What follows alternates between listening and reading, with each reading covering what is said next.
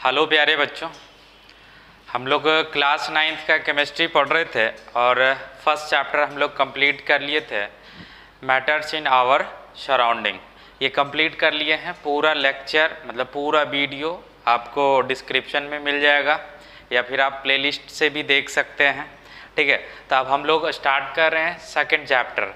Chapter का नाम हमारा क्या है? Is matter around us pure. ठीक है, मैटर के बारे में ही पढ़ना है।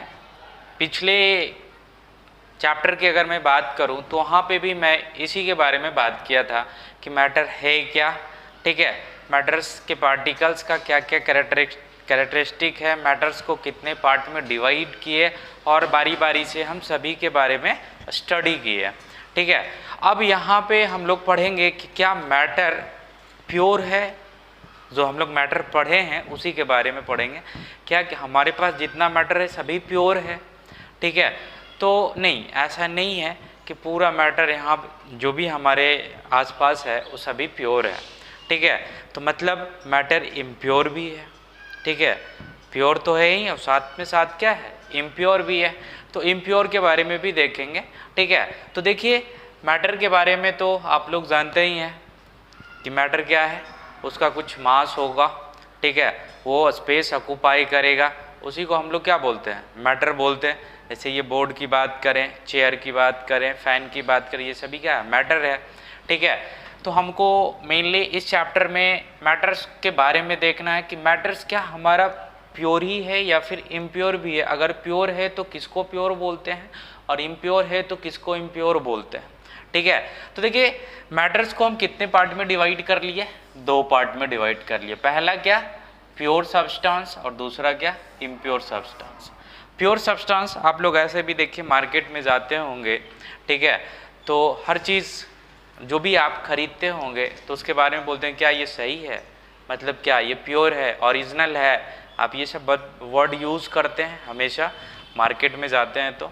ठीक है, तो उसी से हम लोग यहाँ पे समझेंगे कि प्योर सब्सटेंस किसको बोलते हैं।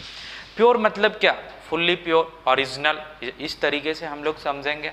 ठीक है, तो आइए अब हम लोग प्योर सब्सटेंस को देखते हैं बाय डेफिनेशन, किस तरीके से इसको हम लोग समझेंगे।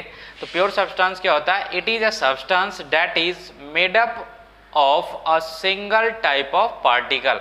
मतलब कोई भी सब्सटेंस, कोई भी मैटर, ठीक है, क्या होना चाहिए, सिंगल टाइप ऑफ पार्टिकल से मिलकर बना हुआ होना चाहिए। उसको हम लोग क्या बोलते हैं, प्योर सब्सटेंस बोलते हैं। इसका मतलब क्या हुआ, तो जैसे कि बात करें सोडियम, आयरन। आयरन आप लोग जानते होंगे, घरों में देखे ही होंगे, आयरन लोहा जिसको बोलते हैं। ठीक है, अब आयरन को आप ब्रेक कीजिए, ठीक है, बाई फिजिकल मेथड। उसको जब ब्रेक करेंगे, तोड़ेंगे, तो वो आयरन का ही पार्ट मिलेगा। मतलब आयरन क्या है कि एक छोटा छोटा पार्टिकल भी जो उसमें है वो भी किसका है, आयरन का ही है। मतलब वहाँ पे कोई और पार्टिकल्स नहीं है। तो इसका मतलब यही हुआ, ठीक है, कि is made up of a single type of particles. मतलब जो भी आयरन है वो सिर्फ आयरन के पार्टिकल से ही मिलकर बना है, इसी को बोलते हैं। ठीक है, समझ गए होंगे। लेकिन ऐसा क्या, अब आप देखिए, आप कहेंगे कि इसी तरीके से वाटर की बात करें, ठीक है, तो वाटर भी क्या, इसमें तो आप बता रहे हैं एक ही के बारे में बता रहे हैं। आयरन क्या होता है, आयरन का सिंबल होता है Fe। तो एक ही पार्टिकल से मिलकर आयरन बना। ठीक है, तो क्या यहाँ पे वाटर की मैं बात करूँ तो यहाँ तो आप कहेंगे कि यहाँ पे हाइड्रोजन भी है और ऑक्सीजन भी है। मतलब यहाँ तो दो पार्टिकल्स आ गया। ठीक है, तो ये आप इसको कैसे बोल रहे हैं, प्योर सब्सटेंस। या फिर शुगर की बात करें या सॉल्ट की बात करें, सॉल्ट क्या होता है, NaCl होता है। इसमें भी आप कहेंगे कि इसमें भी दो है, सोडियम है और क्लोरीन है। तो इसको आप कैसे बोल रहे हैं, प्योर सब्सटेंस। ठीक है, तो आप देखिए अब इसको हम लोग देखते हैं कि ऐसा नहीं है कि जो सिंगल टाइप ऑफ पार्टिकल से मिलकर मैटर बना उसी को सब्सटेंस बोलते हैं, और किसको बोलते हैं वो समझिएगा। But it can be made up of two और more different kinds of particle too. मतलब कि ऐसा नहीं है कि सिर्फ सिंगल वाला पार्टिकल से जो मिलकर बना उसी को हम प्योर सब्सटेंस बोलेंगे। ऐसा भी हो सकता है कि दो या दो से ज़्यादा डिफरेंट काइंड्स ऑफ पार्टिकल से मिलकर भी अगर वो बना है तो भी हम उसको प्योर सब्सटेंस बोलेंगे। लेकिन जब हम उसको प्योर सब्सटेंस बोलेंगे, दो या दो से ज़्यादा पार्टिकल्स मिलकर कोई मैटर बनाया या सब्सटेंस है, तो उसको हम कुछ कंडीशन पे हम उसको बोलेंगे प्योर सब्सटेंस। वो क्या कंडीशन है वो हम लोग देखेंगे, ठीक है। तो जैसे इसकी अगर मैं बात करूं, ठीक है, तो इसका एग्जांपल क्या हो जाएगा, टू और more different kinds of particle से मिलकर जो सब्सटेंस बना। तो देखिए जैसे वाटर की बात करें, ठीक है, जैसे NaCl की बात करें, तो इसमें क्या है, दो या दो से ज़्यादा टाइप का पार्टिकल्स है और इस पार्टिकल से मिलकर क्या सब्सटेंस बना, ठीक है। जैसे इसमें वाटर बना, इसमें क्या बना, नमक बना, सॉल्ट बना। देखिए अब इसका क्या कैरेक्टरिस्टिक है कि अगर दो या दो से ज़्यादा टाइप के पार्टिकल्स मिलकर सब्सटेंस बनाएंगे तो हम उसको प्योर सब्सटेंस बोलेंगे। उसका क्या कंडीशन है वो देखिए। तो कैरेक्टरिस्टिक ऑफ प्योर सब्सटेंस मतलब कि क्या क्या कैरेक्टरिस्टिक है प्योर सब्सटेंस बोलने के लिए, वो देखते हैं अपन, ठीक है। क्या होना चाहिए, इट हैज़ यूनिफॉर्म कंपोजिशन। मतलब क्या होना चाहिए कि अगर मैं वाटर की बात करूं, ठीक है, वाटर की बात करूं, मतलब वो क्या होना चाहिए, यूनिफॉर्म कंपोजिशन, मतलब सभी जगह समान तरीके से मिला हुआ होना चाहिए, ठीक है। मतलब उसी को होमोजेनियस बोलते हैं। मतलब हम कोई भी पार्ट अगर वहाँ से निकालें तो जो प्रॉपर्टीज़ मेन कंटेनर का होना चाहिए वही प्रॉपर्टीज उस छोटा जो पार्ट हम निकाले उसका भी होना चाहिए। मतलब कंपोजिशन क्या होना चाहिए, मिलावट क्या होना चाहिए, बराबर होना चाहिए। ऐसा नहीं कि हम निकालें तो इसमें कुछ और पार्ट आ गया और हमारा जो मेन है कंटेनर में वो कुछ और पार्टिकल्स होंगे, समझ गए। मतलब क्या होना चाहिए, यूनिफॉर्म कंपोजिशन, मतलब इक्वल टाइप के कंपोजिशन होना चाहिए, मिला हुआ होना चाहिए, ठीक है। तो ये पहला हो गया हमारा। सेकंड क्या है, it can't separated into its constituents. मतलब क्या कि हम इसको सेपरेट नहीं कर सकते हैं बाय यूजिंग फिजिकल मेथड। मतलब फिजिकल मेथड में आ जाएगा फिल्ट्रेशन, हीटिंग, ये सभी से हम लोग इसको सेपरेट नहीं कर सकते हैं। जैसे आप देखिए कि जैसे NaCl है, ठीक है, आप NaCl को, सोडियम को अलग और क्लोरीन को अलग नहीं कर सकते हैं by using physical method. Water को आप देखिए, घरों में आप देखते होंगे, वाटर को जब आप हीट करते हैं तो क्या हाइड्रोजन और ऑक्सीजन अलग अलग मिलता है, कभी नहीं मिलता है ना, क्योंकि ये अगर सेपरेट होगा तो सिर्फ एक ही मेथड से सेपरेट होगा बाय यूजिंग केमिकल मेथड। इसके अलावा कोई और से ये सेपरेट नहीं होगा, ठीक है। तो ये फिजिकल मेथड से जितना सारा प्योर सब्सटेंस है वो सेपरेट नहीं होगा। अगर दो या दो से ज़्यादा पार्टिकल से मिलकर बना है तो पर भी, और अगर कोई एक सिंगल पार्टिकल से मिलकर बना है तो उसको अगर हम ब्रेक करेंगे तो वो सिर्फ हमको उसी का पार्टिकल्स मिलेगा, ना कि कोई और एलिमेंट या फिर सब्सटेंस का मिलेगा, ठीक है। समझ गए दो पॉइंट आप। अब मैं थर्ड की बात करता हूँ, it has fixed melting and boiling point. क्या होगा अगर कोई सब्सटेंस प्योर होगा, ठीक है, अगर कोई सब्सटेंस प्योर होगा तो उसका मेल्टिंग और बॉइलिंग पॉइंट क्या होगा, फिक्स्ड होगा। जैसे कि अगर बात करें, आप जानते हैं कि प्योर वाटर का बॉइलिंग पॉइंट क्या होता है, 100 डिग्री सेल्सियस पे वो क्या हो जाता है, बॉयल होने लगता है। अगर ये प्योर नहीं रहता तो 100 से ऊपर भी जा सकता था, नीचे भी जा सकता था। मतलब ये फिक्स है कि वाटर का बॉइलिंग पॉइंट कितना होगा, 100 degree Celsius, and melting point क्या होगा, 0 डिग्री सेल्सियस, ठीक है। मतलब आइस की बात करें तो आइस 0 डिग्री पे क्या हो जाता है, लिक्विड में कन्वर्ट होने लगता है, उसी को हम लोग क्या बोलते हैं, मेल्टिंग बोलते हैं, ठीक है। तो अगर प्योर सब्सटेंस होगा तो मेल्टिंग और बॉइलिंग पॉइंट क्या होगा, फिक्स होगा। फिर हम नेक्स्ट की बात करें, it also possesses same characteristic properties, ठीक है। मतलब इसका क्या हुआ कि कोई भी आप उस प्योर सब्सटेंस से छोटा सा पार्ट भी अगर आप ले लेंगे तो वो भी उसी के जैसा प्रॉपर्टीज रहेगा जो कि फुल कंटेनर में रखा हुआ है। जैसे कि बात करें शुगर का, अगर शुगर आप 1 kg रखे हुए हैं, उसमें से आप 5 ग्राम शुगर निकालें तो जो प्रॉपर्टीज़ वो 5 kg शुगर में होगा वही प्रॉपर्टीज़ आप जो 5 ग्राम शुगर निकाले हैं उसमें भी होगा, उसमें कोई तरह का चेंजेस नहीं होगा। ठीक है, तो ये सभी क्या था, प्योर सब्सटेंस का कैरेक्टरिस्टिक कि क्या क्या प्योर सब्सटेंस अगर होगा तो क्या क्या चीज़ फिक्स रहेगा और क्या क्या प्रॉपर्टीज़ बोल सकते हैं, क्या क्या कैरेक्टरिस्टिक इसका होगा। ठीक है, क्या क्या गुण होगा। अब देखिएगा प्योर सब्सटेंस को, अब देखिए यहाँ से आप समझिएगा, ये सोडियम की बात की तो सोडियम क्या है, एक एलिमेंट है। आयरन क्या है, एक एलिमेंट है। सल्फर क्या है, एक एलिमेंट है। वाटर क्या है, एक वाटर एक कंपाउंड है। हम बारी बारी से देखेंगे कि कंपाउंड किसको बोलते हैं। कार्बन डाइऑक्साइड क्या है, कंपाउंड है। सॉल्ट क्या है, कंपाउंड है। ये सभी क्या है, कंपाउंड है। मतलब कि प्योर सब्सटेंस को 2 पार्ट में डिवाइड कर सकते हैं। किस में भैया, एलिमेंट और कंपाउंड्स में। ठीक है, समझ रहे हैं। मैटर को कितने पार्ट में डिवाइड किए, 2 पार्ट में, प्योर और इम्प्योर। फिर से प्योर के बारे में देख लिए, क्या क्या कैरेक्टरिस्टिक है, किसको प्योर बोलते हैं। उसके बाद फर्दर प्योर सब्सटेंस को कितने पार्ट में डिवाइड किए, 2 पार्ट में, एलिमेंट और कंपाउंड में। अब हम बारी बारी से देखते हैं कि एलिमेंट किसको बोलते हैं और कंपाउंड किसको बोलते हैं। तो देखिए एलिमेंट किसको बोलते हैं।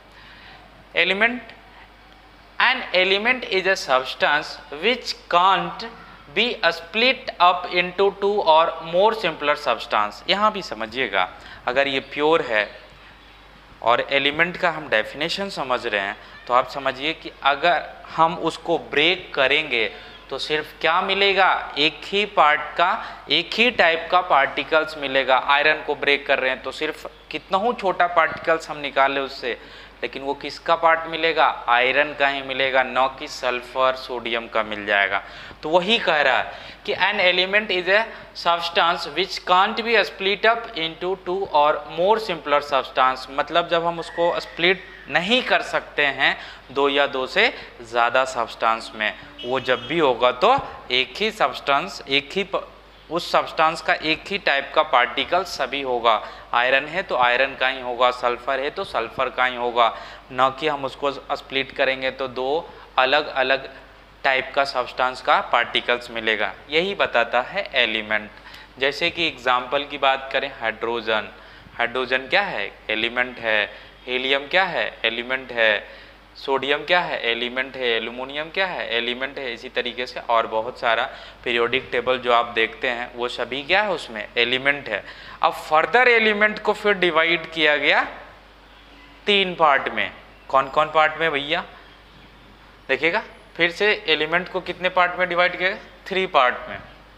कौन कौन, यही सभी जो पीरियोडिक टेबल में हमारा है एलिमेंट, उसी को डिवाइड किया गया कि उसमें जो कुछ एलिमेंट है उसको मेटल बोलते हैं, कुछ ऐसे हैं जिसको नॉन मेटल बोलते हैं और कुछ ऐसे हैं जिसको मेटेलॉइड्स बोलते हैं। ठीक है, तो ये तीनों का डिफरेंसेस और इसका डिटेल हम लोग एक चार्ट के माध्यम से पढ़ लेंगे तो उसमें डिफरेंसेस भी पता चल जाएगा, क्योंकि डिफरेंसेस इसमें बहुत आता है। ठीक है, और पर्टिकुलरली मेटल के बारे में भी देख लेंगे और नॉन मेटल और मेटेलॉइड के बारे में भी अपन लोग देख लेंगे। ठीक है, तो अभी हम यहाँ पे आपको बेसिकली समझा देते हैं कि मेटल, नॉन मेटल और मेटेलॉइड किसको बोलते हैं। मेटल देखिए उसको बोलते हैं, ठीक है, मेटल मेनली होता है, जैसे इलेक्ट्रिसिटी तो आप लोगों के घरों में होगा ही होगा, तो आप देखिएगा जो मेटल, जैसे कि बात करें एल्युमिनियम की बात किए, कॉपर की बात किए, ये सभी क्या है, एलिमेंट है। ठीक है, और वैसा एलिमेंट जिसमें करंट फ्लो हो सकता है, क्या हो सकता है, करंट फ्लो हो सकता है, इलेक्ट्रिसिटी फ्लो हो सकता है, उसको हम क्या बोलते हैं, एलिमेंट, सॉरी मेटल बोलते हैं। ठीक है, और जिसमें फ्लो ना करे उसको क्या बोलते हैं, नॉन मेटल बोलते हैं। जैसे कि बात करें आप सल्फर को ले लीजिए, ऑक्सीजन को ले लीजिए, क्लोरीन को ले लीजिए, ये सभी क्या है, एलिमेंट है, लेकिन ये सभी क्या है, नॉन मेटल है। कैसे कैटेगराइज किया कि मेटल है या फिर नॉन मेटल है, भाई फ्लो ऑफ इलेक्ट्रिसिटी, जिसमें इलेक्ट्रिसिटी फ्लो कर जाएगा उसको मेटल, और जिसमें फ्लो नहीं करेगा उसको नॉन मेटल।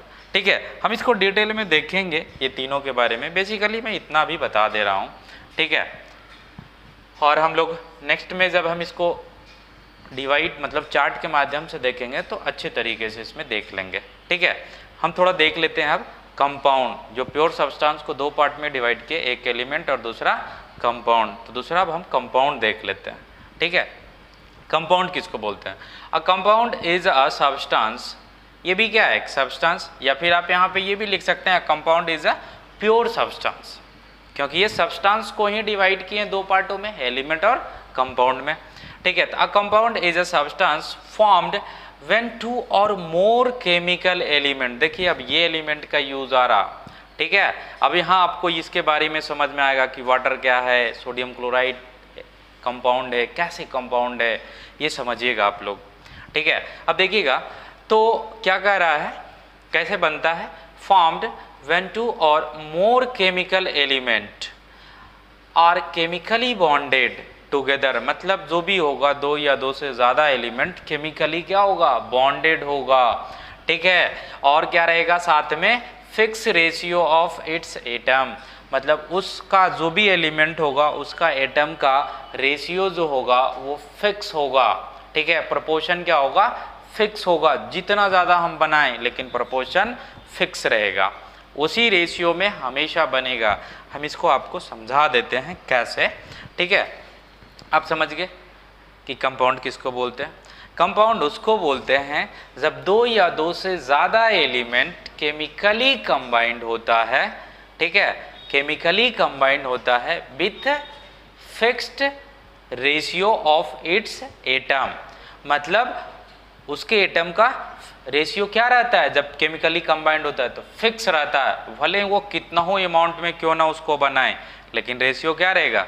फिक्स रहेगा। उसी को हम लोग क्या बोलते हैं? कंपाउंड बोलते हैं। जैसे कि बात करें वाटर, कार्बन डाइऑक्साइड, देखिए ये सभी में क्या है? दो है, इसमें हाइड्रोजन है, ऑक्सीजन है। ठीक है, कार्बन है और ऑक्सीजन है। सोडियम क्लोराइड क्या है? सोडियम है और क्लोरीन है। समझ रहे हैं बात को? मतलब इसमें एक से ज़्यादा है एलिमेंट, और एक से ज़्यादा एलिमेंट है केमिकली कंबाइंड है विथ फिक्स्ड रेशियो प्रोपोर्शन बोल सकते हैं, या फिर रेशियो ऑफ इट्स एटम बोल सकते हैं। तो इसको हम क्या बोल दिए? कंपाउंड बोल दिए। कैसे? अब रेशियो के बारे में आपको बताते हैं। जो भी आपको इस टाइप का जितना सारा दिखता है, ठीक है, वो सभी कंपाउंड है, और सभी क्या है? केमिकली कंबाइंड हुआ है। जो भी एलिमेंट्स वो मिलकर बना है केमिकली कंबाइंड हुआ है, न कि ऐसा ही हम मिला दिए जैसे शरबत बनाते हैं वैसे नहीं मिलाते हैं। ठीक है, इसको केमिकली कंबाइंड होता है। अगर शरबत जैसा मिला देंगे तो नहीं बनेगा हमारा वो कंपाउंड। ठीक है, अब देखिए समझिएगा, इस वाटर की बात करें, किससे किससे मिलकर बना? हाइड्रोजन और ऑक्सीजन से। देखिएगा, आपको कोशिश कीजिएगा कि 20 तक एटॉमिक नंबर, एटॉमिक मास याद रखिए तो ज़्यादा अच्छे से समझ में आएगा केमिस्ट्री।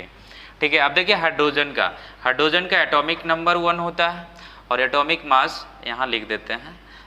ठीक है, यहाँ लिख देते हैं एटॉमिक नंबर 1 होता है हाइड्रोजन का, और मास कितना होता है? एटॉमिक मास am लिख दिए, ये भी 1 होता है। ठीक है, और ऑक्सीजन का एटॉमिक नंबर 8 होता है, और एटॉमिक मास कितना होता है? 16 होता है। तो समझिएगा कि हाइड्रोजन यहाँ क्या है? 2 है।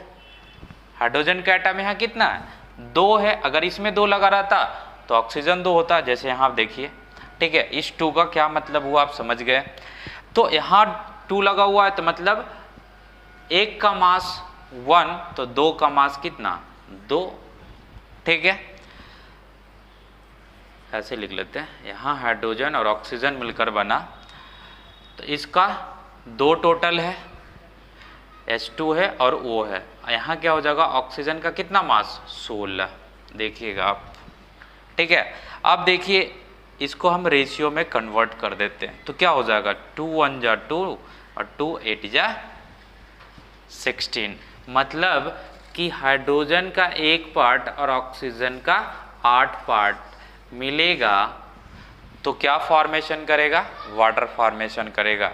ये जो रेशियो है वो पूरे फिक्स रहेगा। आप भले ही क्यों ना इसको 100 लीटर वाटर ले लें, 50 लीटर वाटर ले लें, या फिर 10 लीटर वाटर लें, या फिर 10 ml वाटर लें, रेशियो जो रहेगा हमारा फिक्स रहेगा, कोई घट और बढ़ नहीं सकेगा। इसलिए बोला गया है कि इट हैज़ यूनिफॉर्म कंपोजिशन।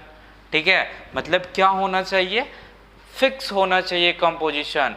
ठीक है, समान होना चाहिए सभी में। तो ये हमारा हो गया वाटर का रेशियो कि हाइड्रोजन कितना रहेगा, ऑक्सीजन कितना रहेगा, तो कैसे बनाएगा हमारा वाटर। समझ गए होंगे आप लोग। ठीक है, जैसे हम और समझा देते हैं कि H2O ले लिए। ठीक है, मान लेते हैं कि हम इसको बढ़ाकर कर दिए 10। ठीक है, 10। अब देखिए 10 से आप मल्टीप्लाई करते हैं, इसका रेशियो क्या है, 1:8 है। तो क्या हो जाएगा, देखिएगा 10 और ये क्या हो जाएगा 80, तो यहाँ से भी कटेगा 10 से, तो 1:2 क्या आ गया, 8 ही आ गया। मतलब कितना हो आप क्वांटिटी लीजिए वाटर का, हमारा क्या होगा, रेशियो फिक्स रहेगा। उसी तरीके से इसमें भी होगा। हाँ, इसका सबसे ज़्यादा पूछता है, इसलिए इसका बता दिए। आप इसका भी निकाल सकते हैं। कार्बन का एटॉमिक नंबर 6 होता है और एटॉमिक मास 12 होता है। ठीक है, ऑक्सीजन को आपको मालूम है, तो इसका भी रेशियो प्रोपोर्शन निकाल सकते हैं। लेकिन ऐसा ज़रूरत नहीं है, आप समझने के लिए कि क्या होता है fix ratio of its atom या फिर रेशियो प्रोपोर्शन क्या होता है, कोई भी कंपाउंड फॉर्मेशन होता है तो उसका क्या होता है, तो ये होता है। समझ गए आप लोग। अब हम लोग नेक्स्ट क्लास में देखेंगे ये तीनों के बारे में। ठीक है, मेटल, नॉन मेटल और मेटेलॉइड, चार्ट वाइज इसको समझेंगे और हम लोग क्लास को आगे बढ़ाएंगे। जो भी आपके पास बुक है ज़रूर पढ़िए। ठीक है, तो अच्छे से समझ में आएगा आपको। धन्यवाद।